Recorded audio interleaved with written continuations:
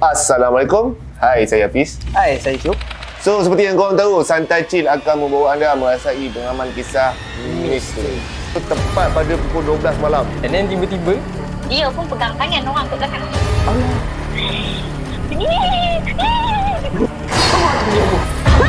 kau tahu tak, aku nampak apa? Kau nak mati ke? Dia menari tu, dia terpanggil-panggil macam kita kan.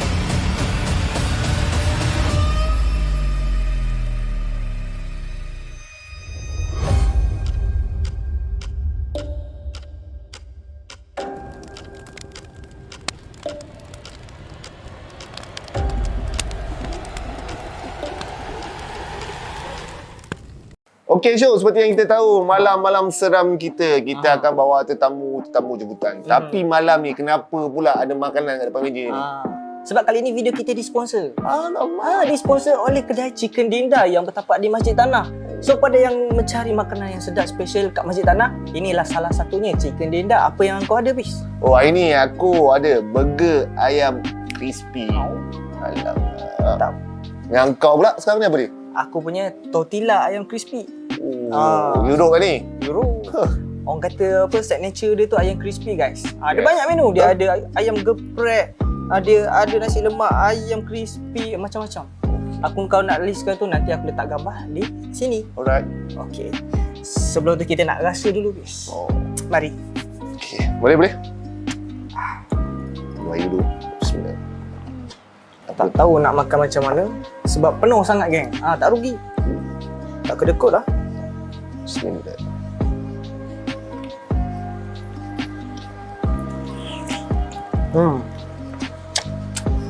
Penuh. Aku rasa ayam satu peha je tak kan? Pedas tu ada. Crispy. Mantap, guys. Bagi aku overall nice. Yang aku punya minyak pada ayam tu sendiri. Kan? Sos tak kedekut, isi ayam tak kedekut, sampai dia punya wrap tortilla ni terbuka-buka. Tak mahal, tapi baloi mengenyangkan. Okey, kali ni kita ada apa, bis? Roti John Special Chicken Dinda. Okey, mari. Kalau roti John ni, kita jangan ambil yang ujung. Kita ambil tengah. Lepas ni, mana-mana nak buat review tu, bagilah makanan, nak memang suka makan. Sedap. Okey, seperti yang kita tahu, kita dah dengar kisah Syahmi Part 1, Part 2. Malam ni, permintaan penonton. Part 3. Part 3. Sebab apa? Tercabut bulu roma, bis. Dah Part 1 pun cerita dia yang bungkus tu pun dah orang dah suka. Ini Part 3. Kita tak tahu cerita apa kan ini. Tapi sebelum tu jangan lupa like, share dan subscribe. Tanda sokongan anda pada kami yang dah subscribe. Thank you so much. Dan yang mana belum join our Santai Chill member, boleh klik link join. Hanya RM5 saja. Tanda sokongan anda pada kami juga. Yang tak join tu bukan tak sokong kan. Orang kata lebih apa, dapat bantu kita untuk upgrade kita punya channel. Yes. Okey, kita tak nak banyak sangat cakap. Kita dah tak sabar dah nak dengar cerita Syahmi kali ni. Kita nak tengok bulu roma kita kali ni tercabut juga ke tak, geng? Kan? Tadi aku pakai hoodie kan. Ni aku pakai t-shirt pula. Orang kata apa? Asyik pakai hoodie je nak juga kan. Tunjuk aku pakai t-shirt. Okey, Syahmi. Part 3. Apa khabar? Assalamualaikum, Syahmi. Waalaikumsalam warahmatullahi wabarakatuh. Alhamdulillah sihat. Syuk dan Hafiz juga. Sihat Sihat, Alhamdulillah. Cerita Syahmi ni buat penonton ramai minta part 3 yang katanya. Sampai ada yang part 5, 6 sampai 6. Nanti kita tengok. Itu bergantung pada Syahmi kan. Betul. Okey, betul. Selagi saya boleh mampu untuk berkongsi, selagi tu saya akan teruskan untuk channel Santai Chill. Alhamdulillah. Thank you so much. Okey, Syahmi. Kita dah tak sabar nak dengar cerita Syahmi yang pertama. Bismillahirrahmanirrahim. Wa qur rabbi a'udzu bika min hamazatis syayatin wa a'udzu bika rabbi an yahdurun. Dan katakanlah, wahai Tuhanku, aku berlindung kepadamu dari hasutan syaitan-syaitan. Dan aku berlindung kepadamu, wahai Tuhanku, supaya syaitan-syaitan itu tidak menghampiri. Alright, okay. First kali saya nak ucapkan terima kasih pada Santai Chill kerana sudi lagi menjemput saya untuk berkongsikan kisah seram part 3. terima kasih juga kepada supporter fans Santai Chill yang berminat ataupun yang nak tahu lagi part 3 daripada saya. Alright, okay. First kali, sebelum ni part 1 dan part 2 saya berkongsikan kisah seram saya sewaktu saya di sekolah. Tapi kali ni part 3 saya akan berkongsikan kisah seram saya sewaktu saya study di salah satu institusi awam dekat Melaka juga. Yang sedia maklum, sebelum ni ada juga rakan ataupun pemanggil daripada Santai Chill ni yang dah berkongsikan. Jadi tempat saya study ni adalah di Kuim, Melaka. Sam ni, geng betul, Sam. Sam ada pernah berkongsikan tentang kisah seram dekat Kuim kan. Okay, jadi saya pun ada pengalaman saya sendiri dekat Kuim. Kisah seram lah. Okay, jadi untuk yang pertama ni, sewaktu saya study ni tahun 2008. Okay, saya study tahun 2008. Time tu saya ambil kos sijil. Saya ambil sijil tinggi agama Malaysia. Kos tak banyak, dia tak ada SEM, dia 10 bulan je dia punya waktu dia belajar. Okay, jadi ini di Kuim ni, inilah yang kali pertama kisah misteri yang terjadi pada saya. Okey, cerita dia macam ni. Untuk sedia maklum semua, dekat Kuim ni ada, untuk asrama lelaki ni dia ada 2 blok. Saidina Ali dengan Saidina Abu Bakar. Alright, saya duduk di bangunan Saidina Ali lah time tu. Okey, dan kita ada 4 tingkat. Saya masuk time tu, saya kena duduk tingkat 4. Zaman tahun 2008 tu, tingkat 4 ni tak ramai penghuni pun.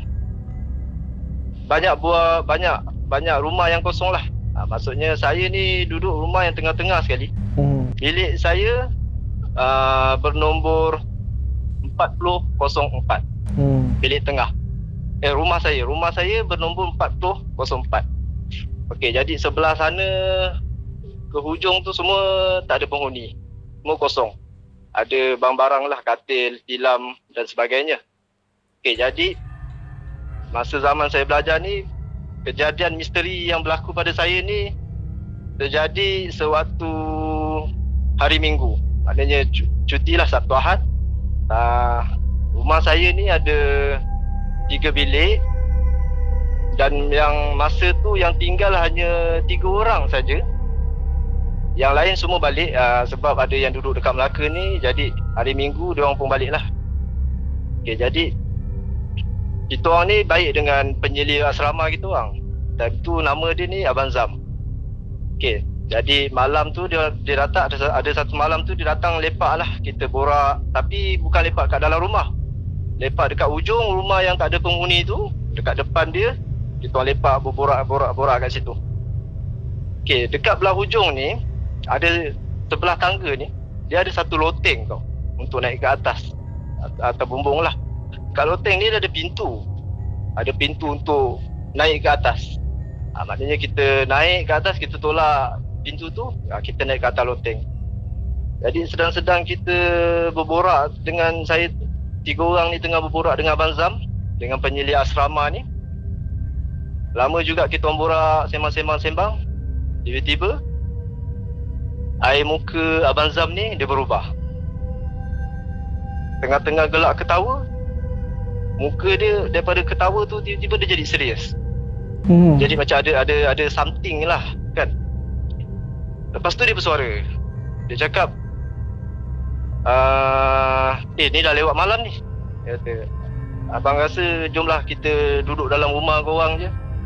Dan tak elok duduk kat malam-malam macam ni. Tapi kita orang ni tak expect apa-apa pun time tu. Kita orang just okey lah bang, boleh juga tu. Kita kena kopi ke apa kan dekat bilik kan. Okay, jadi bersetuju. Teruslah kita balik ke rumah. Balik ke rumah tu, Lepak-lepak, barulah Abang Zam buka cerita.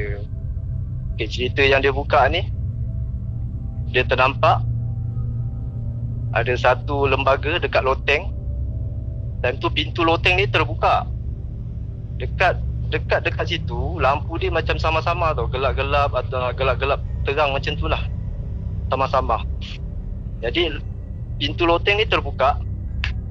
Abang Zam dia menghadap ke sana. Kita orang ni menghadap ke pandang ke sebelah asrama belah perempuan tu. Jadi kita orang tak nampak apa yang Abang Zam nampak ni. Jadi Abang Zam kata apa yang dia nampak ada satu lembaga berambut panjang tengah menjulaikan kepala dia ke bawah loteng tu sambil tengok dia. Okey. Okey, sambil tengok dia. Jadi itu yang Abang Zam berubah air muka tu, dia kata. Bila dia tersentak nampak macam tu, terus dia panggil kita orang masuk bilik, masuk rumah. Maksudnya ni benda tu dia macam tengok dia dari atas tengok ke bawah, rambut dia jatuh ke bawah lah Rambut dan kepala dia menjulai, jatuh ke bawah. Tengok Abang Zam macam tu. Okey, jadi Abang Zam pun ajak kita orang masuk rumah. Jadi dia ceritakan macam tu. Kita orang ni, ya ke bang? Kan? Betul ke abang nampak ni? Masa Abang Zam buka cerita lah dekat sini, dia kata sebenarnya dekat Kuim ni, time tu belum naik Kuim lagi. Time tu Ketip. Time tu Kolej Teknologi Islam Melaka. Jadi Abang Zam kata dekat kawasan ni memang sangat-sangat keras. Jadi Abang Zam kata dia nasihatkan kita orang jangan apa ni, suka merayau dekat kawasan-kawasan sini, dia kata kan. Maksudnya lepas pukul 1 tu duduk rumah. Kan, and then jangan riak, jangan apa, dia kata jangan terlalu ni lah, terlalu berani. Dia kata sebab tempat-tempat ni keras, dia kata macam tu. Jadi bila dah borak, dah bersembang tu, jam pun dah menunjukkan 1 pagi lebih macam tu. Lepas tu Abang Zam pun kata okey lah, abang nak turun bawah, abang nak balik rumah dulu. Okey lah, kita orang pun okey lah. Lepas tu Abang Zam pun balik. Abang Zam balik, yang ada dekat rumah ni saya 3 orang je lah dengan kawan saya. Saya ni duduk bilik nombor 3, bilik yang paling kecil sekali. Saya memang suka duduk bilik paling kecil. Dia simple, senang, tak besar kan, nak kemas pun senang. Jadi saya duduk bilik nombor 3 ni. Kawan sebilik saya ni balik, dia tak ada lah hari tu. Jadi saya tinggal seorang. Bilik nombor 2 ni ada 2 orang lagi, yang kawan saya yang ada tinggal. Bilik master room ni kosong, tak ada orang. Jadi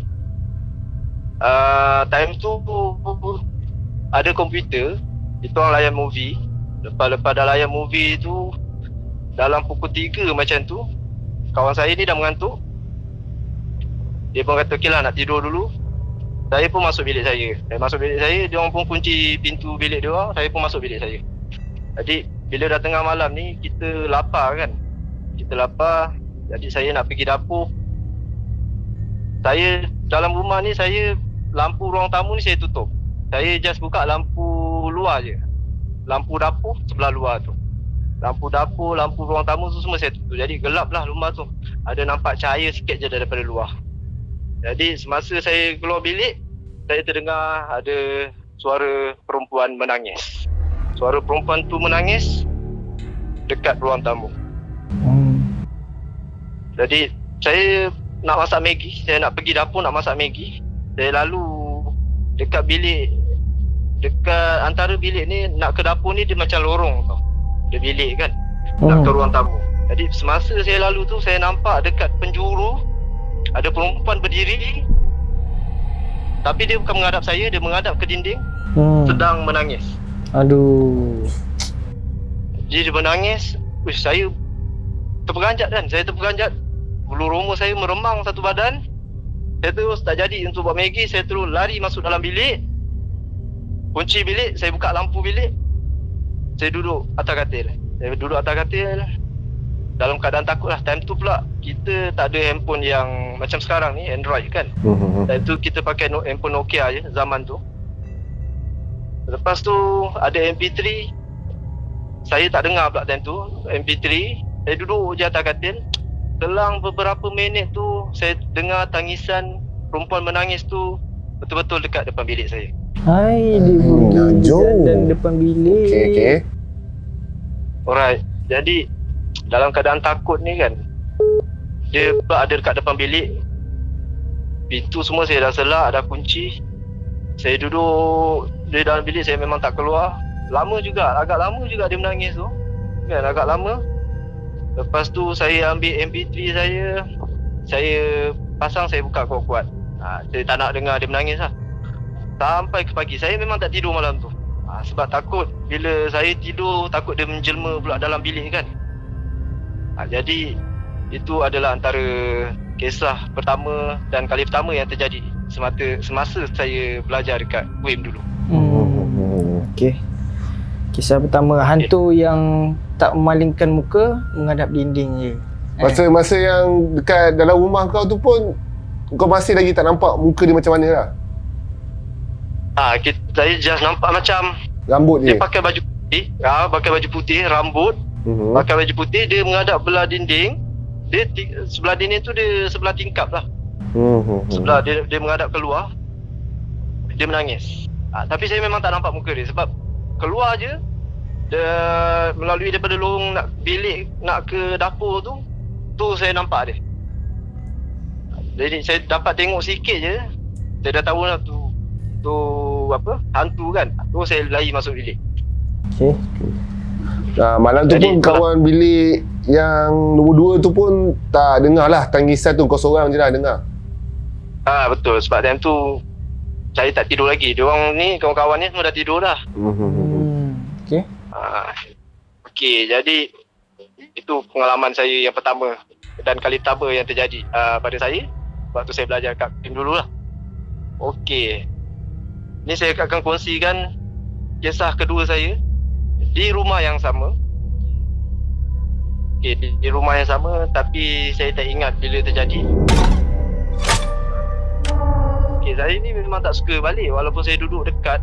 Saya duduk rumah family saya pun tak jauh. Saya dekat Kuala Sungai Baru, rumah family saya dekat Duyung. Jadi tak jauh, tapi saya memang tak suka balik. Saya balik sangat jarang. Hari Minggu tu, 1 bulan tu boleh kira saya balik berapa kali. Nak jadikan cerita, ada 1 minggu tu saya duduk seorang. Kawan-kawan lain semua balik. Jadi bila saya dah duduk seorang ni, saya memang tak berani lah untuk tinggal seorang dalam rumah tu. Saya ni tumpang dekat bilik kawan saya, tingkat 2. Sedang-sedang saya tengah lepak dengan kawan saya tingkat 2. Kawan saya ni ajak, dia kata, jomlah tidur bilik aku, dia kata macam tu. Bilik aku pun tak ada orang ni, lepak bilik aku. Lepas tu saya kata okey lah, boleh lah, on je. Jadi saya dah setuju untuk tidur bilik dia. Tapi saya cakap dengan dia, jap aku balik rumah aku jap, aku nak ambil bantal, nak ambil selimut, ambil barang-barang lah. Saya cakap macam tu dengan dia. Jadi saya pun pergi daripada tingkat 2 tu naik ke tingkat 4. Sampai dekat rumah saya tu, pintu depan kunci pula. Saya tak perasan kunci saya tak ada. Kunci rumah tu dah terkunci. Jadi dekat rumah saya ni, saya nak masuk ke bilik melalui pintu dapur lah. Saya panjat sikit, saya buka pintu dapur tu, saya buka untuk masuk ke bilik. Jadi saya panjat, saya buka pintu dapur. Rumah saya gelap. Yang saya buka lampu dapur sahaja.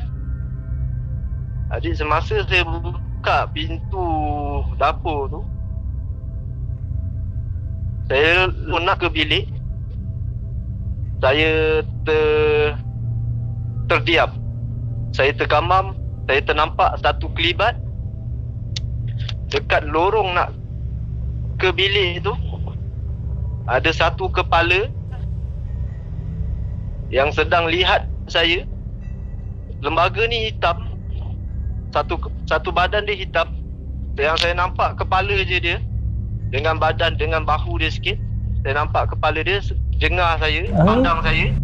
Mata dia macam mata ular, tahu kan? Mata ular ni kan punya anak mata dia halus. Saya terpandang. Dia pandang saya. Weh, seram lah kan. Time tu, saya tergamam, saya Uish, macam menggigil. Saya buka balik pintu dapur saya tu, tak jadi saya nak ambil barang-barang. Saya tu berlari turun ke tingkat 2. Saya berlari, semasa saya berlari tu turun ke tangga, saya masuk rumah. Okey, satu rumah ni dekat Saidina Ali ni ada satu rumah di mana rumah ni banyak cerita dah. Banyak cerita. Rumah ni tak silap saya ingat nombor rumah dia 3203, tingkat 3 masa tu. Rumah kawan saya ni tingkat 2. Rumah dia belah tepi sekali. Rumah ni memang dah banyak cerita. Banyak pelajar yang duduk dekat situ. Selepas tu pindah tempat lain. Lepas tu pindah tempat lain. Rumah ni. Jadi dalam keadaan saya berlari, saya takut tu, saya tak perasan dan saya tak sedar yang sebenarnya saya dah masuk dekat rumah tingkat 3. Masa saya berlari, saya masuk tingkat 3 tu, saya macam tak perasan tau. Rumah tu tak ada orang. Terus saya masuk bilik. Kawan saya ni, dia duduk bilik master room. Jadi, bila saya dah tersalah masuk rumah tingkat 3 tu, saya tu berlari masuk dekat bilik master room. Rumah dalam keadaan gelap ni. Lepas tu baru saya macam tersedar, ini tingkat berapa ni? Asal kosong ni. Gelap je kan. Lepas tu saya keluar balik daripada bilik master room tu. Saya ternampak lembaga yang sama dengan bentuk, dengan badan dia agak besar, agak tinggi. Saya hanya nampak dia color hitam ni, dia warna hitam, pandang ke saya dekat tandas. Oh. Dia kat tandas Saya tu dekat tandas. Saya masuk dalam master room tu, saya keluar je dekat tandas. Ada tandas luar lah, tandas untuk bilik luar lah. Bilik master room ni ada satu tandas lagi. Bila saya keluar je, saya nampak lembaga tu dekat tandas. Tu lutut saya macam lemah kan. Tapi saya gagah lari juga. Saya lari juga sampai kat tingkat 2. Saya masuk bilik kawan saya dah mencungap, saya dah berpeluh satu badan, dah menggigil. Kawan saya ni nama dia Rahman, saya panggil Man. Man ni pun, Min kau ni apa pasal ni? Dia kata. Apa pasal ni Man? Aku nak tidur dia. Saya cakap itulah dengan dia kan. Aku nak tidur lah, boleh? Aku nak tidur bilik kau ni, boleh? Tidur lah. Barang-barang kau mana? Dia kata. Barang-barang kau mana yang kau nak ambil tu? Sekejap lagi aku cerita. Saya cakap macam tu berulang kali, saya cakap dengan dia macam tu. Selepas dah keadaan macam dah reda sikit, Rahman pun tanya saya, asal Min? Lepas tu saya cerita dengan dia.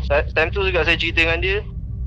Lepas tu dia pun cerita dengan saya. Dia kata memang dekat tingkat 3 ni, bilik dia duduk bilik tingkat 2 ni, bilik atas tu tingkat 3.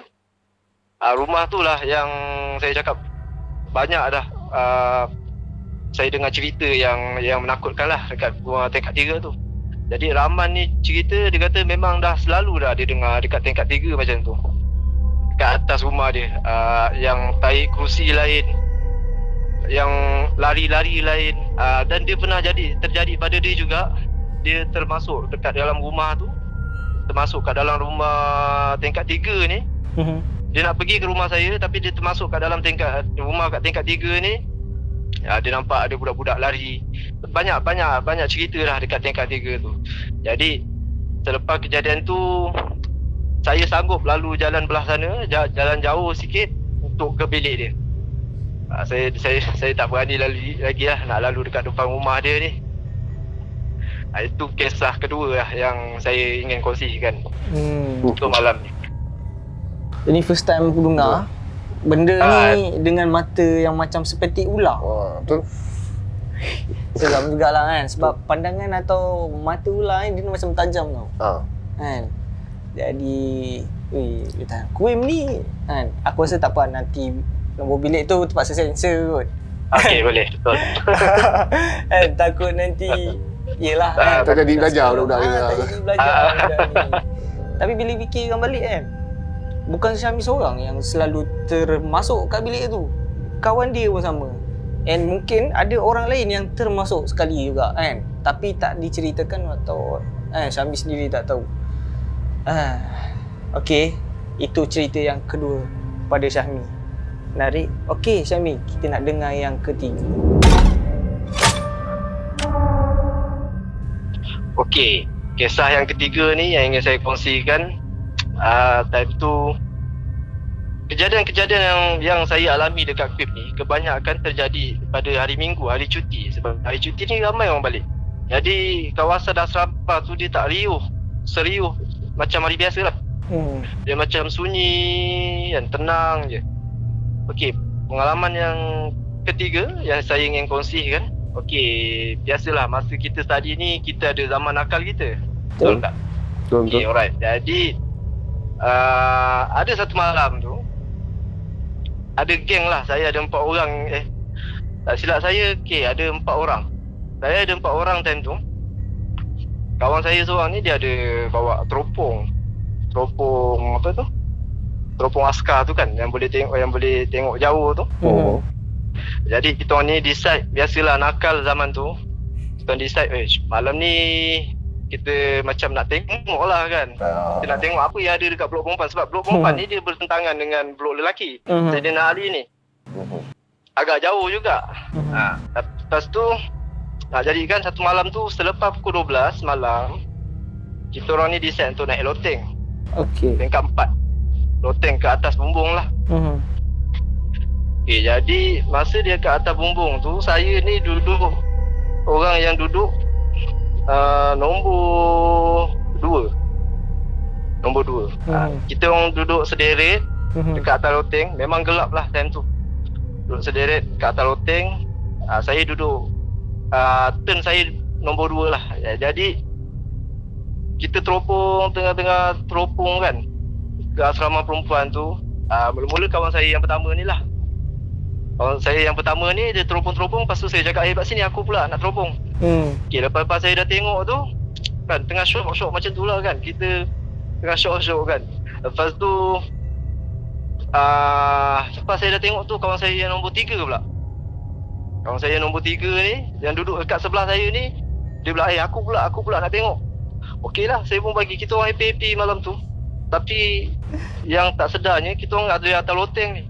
Dan banyak benda yang kita orang dah dengar sebenarnya. Tapi lah, kita nak juga buat kan. Kita orang naik atas loteng. Jadi yang nombor 3 ni pun minta teropong pada saya. Kawan saya minta teropong pada saya bagilah dia. Jadi saya dah bagi dia cepat sikit kan, kawan saya ni lah. Lepas tu nombor 4 pula. Sampai turn nombor 4 tu, cepat sikit tu, ada satu bilik tu kan. Bila dah teropong, yang nombor 4 ni dah teropong, tiba-tiba ada dekat sebelah kawan saya yang nombor 4 ni ada satu suara yang garau, yang besar. Dia aku pun nak. Suara dia macam tu. Suara dia besar. Oh, meremang siang aku. Aku pun nak. Aduh, mak. Okey. Bila dengar suara macam tu, kita orang dalam mood happy kan.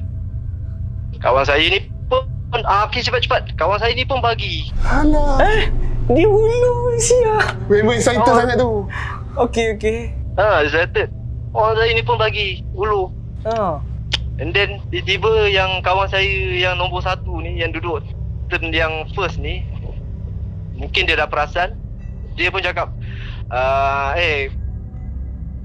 aku ingat aku nak pergi tandas sekejap lah, kena kencing sekejap lah. Macam tu lah ayat dia. Okey. Aku turun dulu dia kata aku turun dulu Jadi saya baru tersedar, siapa yang nombor 5 ni. Lepas tu saya pun aku pun nak follow kau juga. Saya cakap macam tu kan, aku pun nak follow juga, aku pun nak kencing ni. Saya pun turun. Nombor 3 dan nombor 4 ni mungkin dah tersedar. Jangan tinggalkan kita orang, aku pun nak follow juga. Nombor 4 ni, kau jangan tinggalkan aku pun nak follow juga. Kita orang turun. Dan yang paling menyeramkan dekat situ, apa yang lembaga nombor 5 ni cakap, yang duduk kat sebelah saya ni. Korang nak pergi mana? Alamak. Okey. Jadi kita orang lompat. Dia agak tinggi juga untuk naik. Dia nak ke loteng tu kita kena banyak tangga, agak tinggi juga. Kawan saya ni yang nombor 1 ni badan dia agak besar. Dia boleh lompat tu. Jadi saya pun turun dengan semua turun. Dia akan teropong tu dekat atas tu, tak tahu apa jadi. Berlari semua tingkat. Time tu saya pergi tingkat rumah kawan saya lah, tingkat 2. Semua berlari. Ui. Lepas tu masuk dalam bilik cerita. Siapa nombor 5 tu? Siapa kat sebelah kau? Lepas tu kita orang cerita lah yang kita orang pun bersembang dengan yang duduk dekat sebelah lembaga ni, yang nombor 4 ni. Lepas tu dia cerita, dia cakap sebenarnya masa aku bagi, dia katalah kan, masa aku bagi teropong tu pada dia, aku terasa macam berbulu pegang tangan aku. Dia kata macam tu, macam berbulu pegang tangan dia. Tapi dia dalam keadaan macam tu, dia takut kan. Tapi dia buat tak tahulah. Masa dia bagi teropong tu, dia kata bau yang dia sedar siapa kat sebelah dia. Dia cakap macam tu. So waktu kawan saya rasa bukan orang yang dia bagi teropong tu sebelah dia. Dia tak nak tegur dulu. Tapi disebabkan yang kawan saya nombor 1 ni duduk sebelah saya ni, dia dah tegur.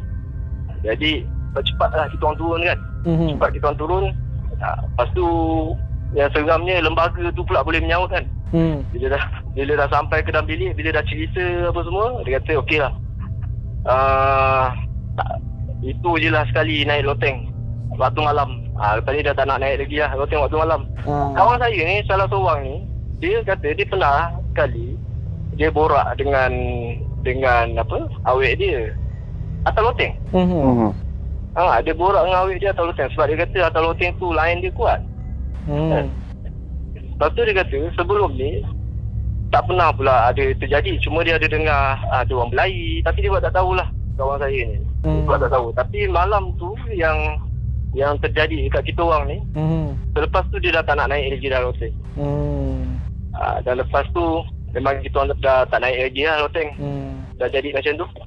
Tapi seorang pun tak menjengah atau pandang yang sebelah kawan tu sebenarnya apa, yang tak nampak macam mana rupa dia. Sebab waktu tu waktu gelap kan. Jadi kawan yang nampak hanya sekilas ni kawan saya yang duduk sebelah dia. Dia nampak macam lembaga hitam juga badan dia, sebab dia tak nampak muka. Dia just bagi dan dia terasa macam ada satu tangan berbulu, penuh bulu pegang dia. Itu dia nampak. Masa dia bagi teropong tu, dia memang saja nak bagi ke memang dia belum perasan lagi benda tu? Dia tak perasan. Sebab dia ingat kita orang ni pergi berlima, tapi sebenarnya kita orang ni pergi berempat je. Okey. Dia mungkin malam tu korang nak buat kerja nakal. Dia pun nak happy ke lah. Nak happy ke lah. Dia pun jadi nakal lah, kacau malam pula. Nasib baik lah masa korang teropong tu tangan tak bau. Kacau lah. Kacau lah. Alah tak pisang. Lepas tu, lepas dah jadi kejadian malam tu, jadi esoknya kita orang empat ni naik atas loteng. Pagi lah waktu tu. Okey. Untuk ambil teropong tu balik. Tapi teropong tu dia ada dekat atas tembok. Teropong tu dia terletak atas tembok. Asyik baik tak hilang. Sebab kawan saya kata teropong tu mahal kan. Dia tu takut juga hilang kalau ada siapa-siapa naik.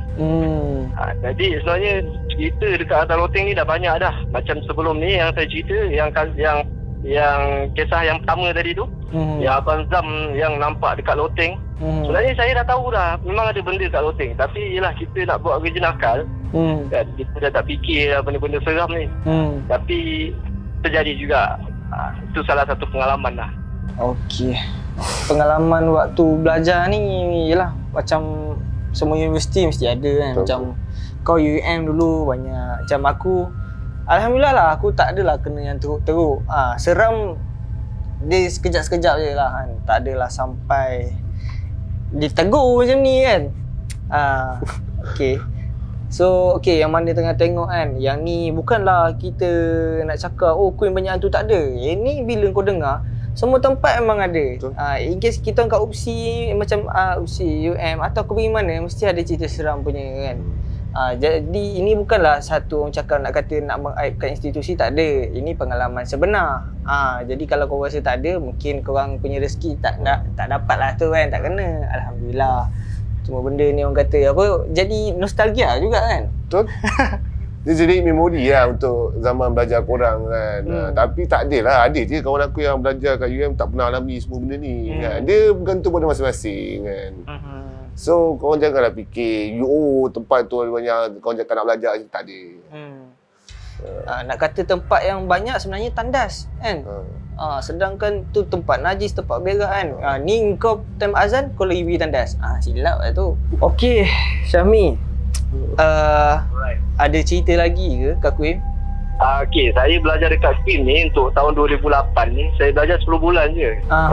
Lepas tu saya sambung ambil diploma tahun 2010 dekat Queen juga. Okey. Ada juga kisah, tapi kisah ni terjadi dekat bilik lain. Dekat rumah tingkat 2, rumah kawan saya yang saya cakap saya biasa datang tidur lepak dekat rumah dia. Mungkin yang kisah yang ni kita sambung kat next chapter lah kan. Buka chapter baru lah. Kita buka buku baru. Kita buka chapter chapter 4 mungkin. Tapi macam biasa lah Fiz, kalau nak komen kat bawah. Kita boleh Syahmi Boleh, tak ada masalah. Untuk santai chill apa saja. And untuk korang semua sekali. Okay, sebelum tu macam biasa Syahmi, ada apa-apa yang nak disampaikan pada viewer Santai Chill? Okey, sebenarnya saya tak ada benda nak cakap pun. Cuma satu je lah. Tiada pengalaman, tiadalah cerita. Jadi bila ada pengalaman, adalah cerita dia. Daripada cerita itulah banyak pengalaman-pengalaman yang berbeza yang kita dapat dengar daripada pengalaman-pengalaman orang lah kan. Jadi jadikan pengalaman tu sebab tak semua orang boleh dapat pengalaman tu. Hanya beberapa sajalah yang dapat lalui pengalaman tu. Kan? Jadi yang paling penting, jangan biarkan diri anda diselubungi misteri. Itu Betul. Macam pernah dengar lah ayat ni kat mana misteri pernah dengar. Okey. Jadi yang mana kata aku duduk dekat Queen tak ada pun, itu kau tak ada cerita. Tak adalah. Kau tak ada kenangan. Tak ada kenangan. Tak ada cerita. So bukan rezeki. Yang mana ada pengalaman jadikan sebagai tauladan kan. Jadi kat situ kita sama-sama lah amalkan apa yang patut kan. Yang mana tak kena pun amalkan juga. Mungkin akan datang kau orang kena. Bukanlah doa kan, bukan. Cuma ni orang kata apa, sebagai pendinding lah kan. Doa-doa ni sebagai pendinding diri. Okey, jumpa anda untuk next story untuk Syahmi part 4. Okey, see you pada minggu akan datang. Assalamualaikum. Bye-bye. Subscribe.